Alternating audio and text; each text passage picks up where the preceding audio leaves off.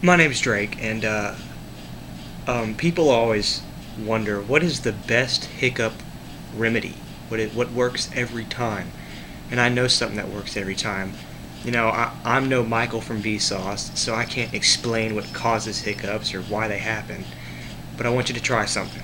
Sit down in one spot, and now hold your breath for 10 seconds. And while holding that breath, breathe in a little more for 5 more seconds. And then while holding that breath also, breathe in a little bit more for 10 more seconds. And after that last 10 seconds, you can breathe out and your hiccups will be gone. Works every single time. I don't know how it works. I can't explain it, but it works every time.